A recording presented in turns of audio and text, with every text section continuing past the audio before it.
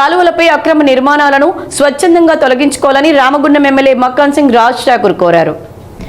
Ward సందర్శనలో భాగంగా నగర mayor Mahankali స్వామితో కలిసి బుధవారం 51వ డివిజన్ అశోక్ నగర్, లక్ష్మీనగర్ ప్రాంతాల్లో పర్యటించారు. ఈ సందర్భంగా ఆయన మాట్లాడుతూ కాలువలపై అక్రమ నిర్మాణాల మూలంగా ప్రవాహ పరిమాణం పెరిగినప్పుడు నీళ్లు ఇళ్లలోకి రావడం, నీరు నిలిచిపోయి దుర్గంధం వ్యాపించి ప్రజలు అనారోగ్యానికి గురికావడం జరుగుతుందన్నారు. అలాగే వీధిలోకి అత్యవసర పరిస్థితుల్లో అంబులెన్స్, ఆటో వచ్చేలా విశాలంగా ఉంచుకోవాలని సూచించారు. ఖాళీ స్థలం కనబడితే చెత్త వేయడం సరికాదన్నారు.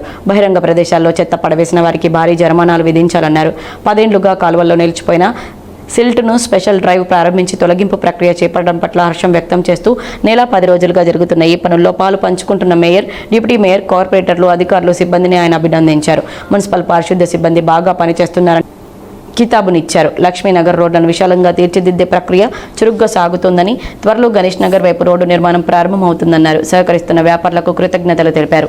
నగరాన్ని విద్యా, వైద్య, వ్యాపార కేంద్రంగా అద్భుత నగరంగా తీర్చిదిద్దే ప్రయత్నంలో రామగుండం నగర వాసులందరూ భాగస్వాములు కావాలన్నారు. తమ స్వంతింటిలాగా నగరాన్ని కూడా పరిశుభ్రంగా ఉంచుకోవాలన్నారు. ఈ సందర్భంగా అశోక్ నగర్లో మురుగునీటి కాలువలో జరుగుతున్న పూడికతీత పనులను పరిశీలించి పలు సూచనలు చేశారు. నీళ్లు సాఫీగా ప్రవహించడానికి ఎప్పటికప్పుడు యంత్రాలతో శుభ్రం చేయడానికి వీలుగా కాలువలను కొంచెం వెడల్పు చేయాలన్నారు. ప్రజాపాలన ప్రగతి ప్రణాళికలో భాగంగా నిరంతరం వీధుల్లో ఆ సమస్యలను తెలుసుకుని ఎప్పటికప్పుడు పరిష్కారం గత 2 సంవత్సరాలుగా చేస్తాం. ఇప్పుడు ఇంకా విస్తృతంగా కొత్తగా ఏర్పడినటువంటి కార్పొరేషన్ పాలక మండలి సోదరుడు మహంకాళి స్వామి, మరి ఎక్కడి స్థానిక కార్పొరేటర్లు అక్కడికక్కడ నిరంతరం ప్రజల వద్ద తిరిగి ప్రజా సంక్షేమాలు అందినాయా తెలుసుకుంటూ, అలాగే ఆయా వాడలు శుభ్రంగా పెట్టడానికి అక్కడ ఉన్నటువంటి కాలువలు సుమారుగా 10 సంవత్సరాల నుంచి పేరుకుపోయినటువంటి సిల్ట్ని ఈరోజు వాడలల్లో తీపిచ్చే కార్యక్రమం చేస్తాం. వర్షాకాలం వస్తూ ఉంది, ఎలాంటి నీళ్లు ఓవర్ఫ్లో అయిపోయి ఇళ్ళకు వచ్చి ఎవరు కూడా అనారోగ్య పాలు కావద్దు, స్వచ్ఛంగా నీట్గా ఉండాలని అదే మాదిరిగా అందరినీ కూడా వేడుకుంటా ఉన్నాను. నేను చూస్తా ఉన్నాను, చాలామంది డ్రైన్ల మీద ఇల్లు కట్టారు. నాలాంటి రాజకీయ నాయకుడు ఇంకెవరో చెప్తే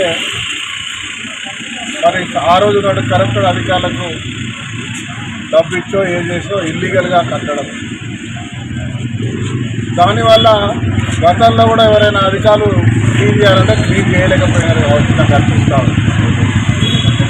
డ్రైన్ల మీద ఇల్లు కట్టుకోవడం అనేది చాలా తప్పు ఆలోచన.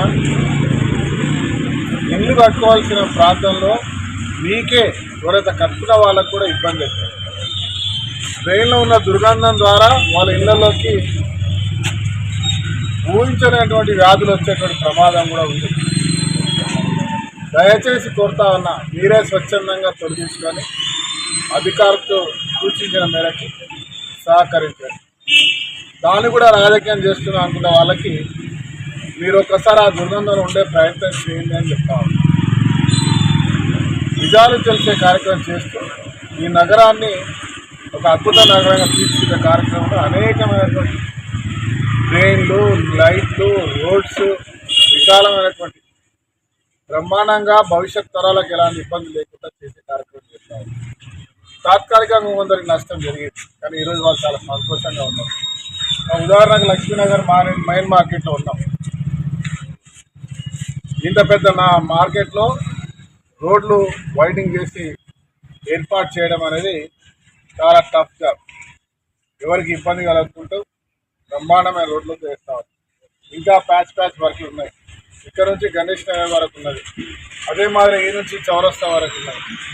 అవన్నీ కూడా మధ్య పోస్ట్ ఒకదాని తర్వాత ఒకటి తీసేస్తూ వ్యాపారాలకు ఇబ్బంది కలగకుండా అద్భుతమైనటువంటి కార్యక్రమం చేస్తున్నాం.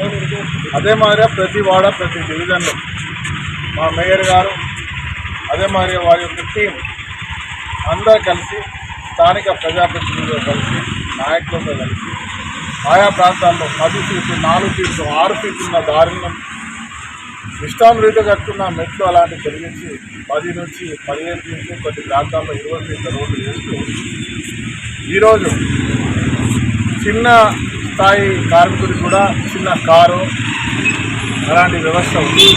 లేకుండా ఏదైనా ఎమర్జెన్సీ ఉంటే ఒక ఆటో పోవడానికి కూడా దాని కొన్ని గల్లీలలో మినిమం అంబులెన్స్ పోయే